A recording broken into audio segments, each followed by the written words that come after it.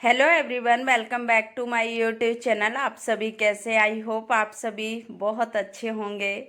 और आज मैं दिखाती हूँ आप लोगों को कि मैं मॉल गई थी तो मैं क्या लेके आई थी। ये 200 के कंटेनर हैं जो मैं लेके आई, और इसमें कोई बड़ी हुई चीज़ें रख लो, जैसे कि कुछ चीज़ें ऐसी होती हैं जो हमारी छोटे कंटेनर में नहीं बनती हैं। तो इस तरह के ये मुझे 200 में मिले थे 4 पीस।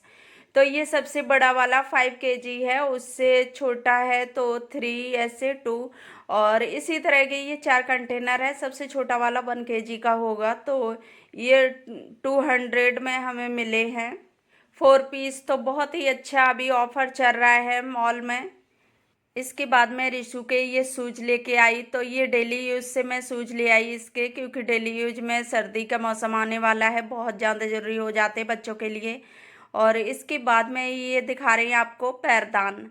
तो ये पैरदान मुझे 99 का एक मिला है, और ये वेलवेट में है और पीछे सिलिकॉन लगा हुआ है। तो ये स्लिप होने का कोई भी चांस नहीं है, क्योंकि बहुत ज़्यादा बच्चे स्लिप हो जाते हैं, कि स्लिप होते हैं तो बच्चे ही गिरते हैं। उसके बाद में ये आपको टी शर्ट दिखाने लगी। अभी मैं इसके लिए फुल बाजू की टी शर्ट लेके आई हूँ, क्योंकि सर्दी आने वाली हैं। फिर मैं यहाँ जीन्स दिखाने लगी, और ये जीन्स मैं इसकी अलग से ले आई, क्योंकि इसके स्कूल में भी चल जाएगी। और ये 399 की है। उसके बाद में ये दो तीन मैं एक ही कलर में लेके आई, क्योंकि बच्चों के होते ना कि बच्चे के कपड़े जब सूखते नहीं हैं तो दूसरी भी पहना दो। तो इसकी रेंज में दिखा रही प्राइस, तो 299 के। ये लोअर टाइप की है, लोअर में भी यूज कर सकते हैं, और वैसे कहीं ले जाना हो तो वो भी पहन सकते हैं बच्चे, और काफ़ी अच्छी क्वालिटी में है। इसके बाद में ये भी ले आई। तो ये लोअर टाइप की है, डेली यूज में मैं ले आई। तो इनके कलर ना, और ये नीचे गेटिस दिखा रही हूँ, तो इस तरह के बच्चे बहुत ज़्यादा पसंद करते हैं, क्योंकि नीचे कहीं भी वो घूमे, जैसे पानी में या किसी में भी, तो वो गीले नहीं होंगे। और फिर उसके बाद में ये इसके पूरा सेट मिल गया था मुझे, इसका टी शर्ट लोअर। तो ये मैं दिखा रही हूँ। तो ये डेली यूज से मैं ले आई, और बहुत ही अच्छी क्वालिटी में है। उसके बाद मैंने इसके लिए ये गरम टी शर्ट ले लिए, क्योंकि अब ज़रूरत पड़ेगी तो बच्चों को, जो हल्की हल्की सी सर्दी होती है ना, तो उसमें पहनने के लिए। तो मैं इसके लिए कुछ कपड़े पुराने होते हैं पिछली साल के, और कुछ अभी जैसे कि मैं ले लेती हूँ, तो ये अच्छे से यूज कर लेता है फिर।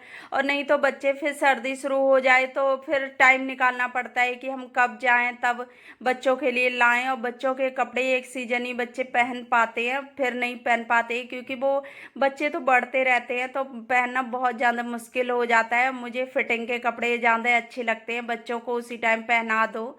फिर मैं दिखाने लगी आपको लेगी। ये वाइट कलर की मैं लेगी ले आई, क्योंकि ये वाइट ब्लैक ये सभी में चल जाते हैं। तो मुझे ये 199 की मिली है। और इस तरह की लेगी अगर मार्केट से लेने जाओ तो वो ही 300 400 की मिलती है। उसके बाद मैंने एक ये टी शर्ट लिया है, ये भी वूलन में है, तो अभी ये 299 का है। और इसके बाद में एक ये कॉटन का कुर्ता लेके आई, तो ये मुझे ना बहुत अच्छा कलर भी लगा है। और इसके बाद लेगी भी मेरे पास थी पहले से भी, और अभी भी मैंने वाइट कलर की ले ली, तो ये मुझे बहुत ही अच्छा लगा।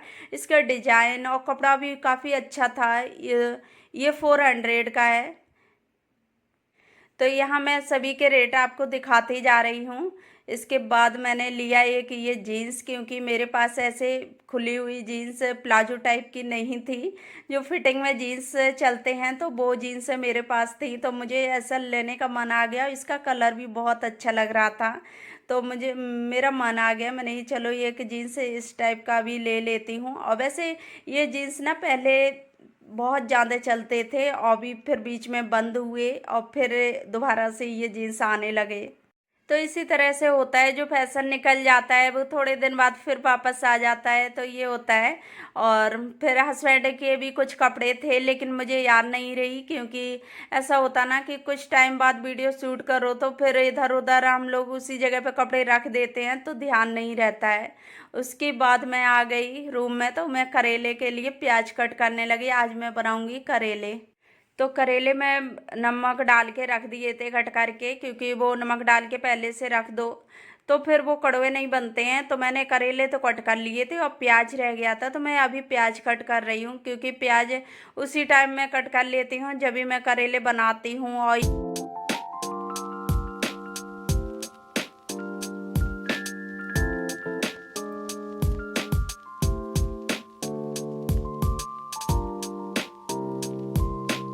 तो प्याज कट कर लिया, मैं आ गई किचन में।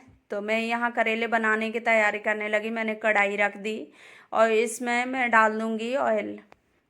तो यहाँ मैं मस्टर्ड ऑयल यूज करती हूँ करेलों में, या कोई भी सब्जी बनाऊँ मैं रिफाइंड यूज नहीं करती हूँ। रिफाइंड मैं कभी कभी यूज करती हूँ, तो इसमें ना सब्जी अच्छी बनती है। अगर मस्टर्ड ऑयल यूज कर रही हो वो हेल्थ के लिए भी अच्छी होती है।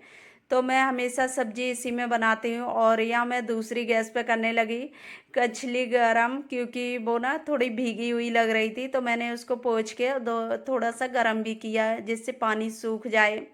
क्योंकि पानी अगर हो ना तो बहुत ज़्यादा छींटे पड़ती हैं। और यहाँ देखिए करेले धुले हुए थे, तो ये बहुत ज़्यादा ऑयल की छींटे लगती हैं, क्योंकि वैसे धुले हुए करेले हों और गर्म ऑयल में डालो तो वो बहुत ज़्यादा छींट लगती है। तो ऐसा लगेगा कि जैसे कि कहीं जल ना जाए। तो इसकी वजह से ना थोड़ा एक बार डालने के बाद थोड़ा रुकना पड़ता है। जब वो पानी थोड़ा कम हो जाता है ना, जल जाता है, उसके बाद फिर सारे करेले डाल दो तो फिर कोई प्रॉब्लम नहीं होती है।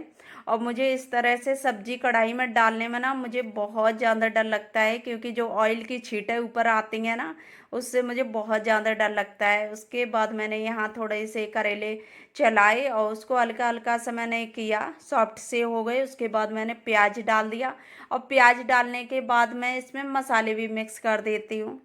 तो ये धीरे धीरे पकते रहेंगे। और आज ना मैंने ये प्याज थोड़ा सा ब्राउन कम किया है, थोड़ा चला दिया था, स्किप हो गई वीडियो, तो मैंने थोड़ा सा कर दिया था। इसके बाद में बीच में जगह करके ऑयल निकाल के और मैं इसमें डालूंगी हल्दी।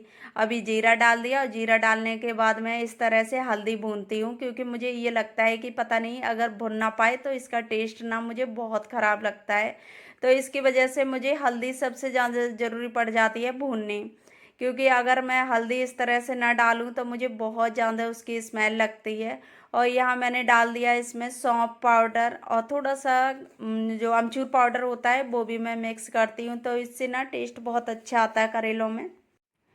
तो यहाँ मैं इनको ढक के रख देती हूँ और स्लो कर देती हूँ मैं गैस। उसके बाद मैंने आलू कट किए थे, तो इनका रिशु की फरमाइश आ गई थी फ्रेंच फ्राइज बनाने की। तो बच्चे होते हैं ना, किसी चीज़ को लेके जिद कर जाएं, वो खाएं या ना खाएं उससे मतलब नहीं होता है, लेकिन उनको बनवानी होती है।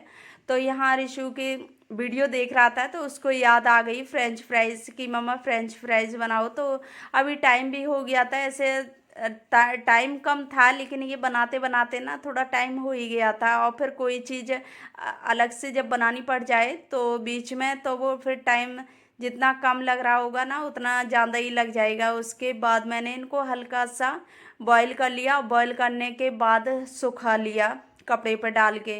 और कपड़े पर डालने के बाद हल्का हल्का सा पानी सूख गया। उसके बाद मैंने इसमें अरारोट मिक्स किया है, जिससे एक हल्की पतली सी लेयर चढ़ जाए। तो इससे ना बहुत अच्छे टेस्टी क्रिस्पी बनते हैं फ्रेंच फ्राइज।